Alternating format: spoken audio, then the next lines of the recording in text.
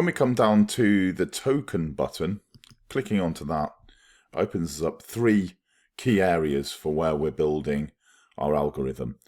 The first one of these is around the marketing from the team side. So we've got the deck screener profile, we have the amount of points that it's been boosted by, and the ads, whether they've been purchased or not. Each one of those will have a sub menu in it, as I'll show you here. We can go back, so we can click on whether we want it to be deck screener to have the updates already done. And like I say, there's mini menus within each one of these. There is also the ability for us to choose the minimum and maximum market cap. Some people want to go very, very low cap, get those projects as they're coming or as they're launching. And then some people are wanting to have the minimum market cap a lot higher, so they've actually stood the test of time a little bit longer. There's no right or wrong answer. It depends on your trading style. And we can also have a max market cap. You might not want to be seeing projects that are over 100k, 500k, a million market cap, or you might want to be putting the minimum in at 1 million market cap and then raising the maximum up to 20, 50 or 100 million. The top level is 1 billion market cap because this is decentralized token trading. So we're now aiming for tokens built on the networks that we support. Then we have the age, so this is like kind of the third area, so like the history of the project, how old it is. We can choose minimum age to have nothing, so literally brand new. Of course, that's degen and that's much, much higher risk. And then we can set minimum age maybe 2 days, 4 days, 5 days, or even a month or longer.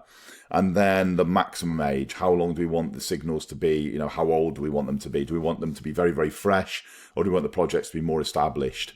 Then we have minimum, maximum holders. How many holders do you feel is necessary for a project to have got some sort of fundamental base, you know, that it's actually got out to a good number of people and it's starting to build some traction? And then what do you think are the max holders? Are you wanting to go in and change that? So again, minimum and max. And then here we have the token name, so you can filter by either the cash tag or a name. So it might be a meta, it might be like Trump orientated or Politify or something that you want to put in, that you want it included in the name and the actual cash tag. Or it might be that you want to leave that alone. You're not looking for anything specific. You might want to actually be trading just a specific token and you're waiting for there to be signals on that specific token. And again, you can do that. And finally, at the bottom here, this is all centered on auditing.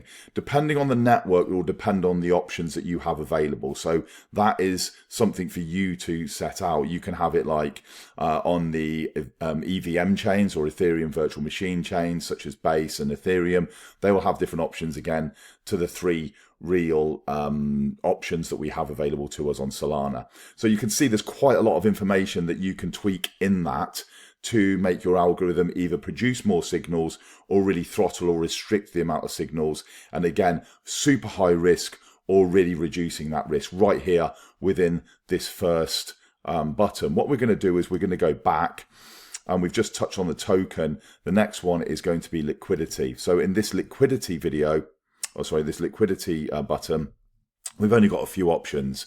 We've got the minimum or maximum. Again, the risk with the minimum liquidity, the lower you go, the higher risk that you have, and the maximum that you're going to set. It might be that you want to just be looking at those super high risk degen plays, or you're thinking, no, I want the liquidity to be much, much higher so that there's more availability for you to be able to trade at higher amounts, yeah? Because obviously liquidity is going to enable that. Then we have the locked and burned. It's not necessarily a sign of a good project to have a locked or burned liquidity. I know many projects that do not have either. It doesn't mean that they're a rug or a scam. However, with many of the degen plays, that's definitely something you'd be looking for, whether it was locked or burned. So there's a few options there for you on both of the token side and liquidity side. I look forward to joining you in the next video where I explain a little bit more about some more of the buttons that are going to help you build your first algorithm.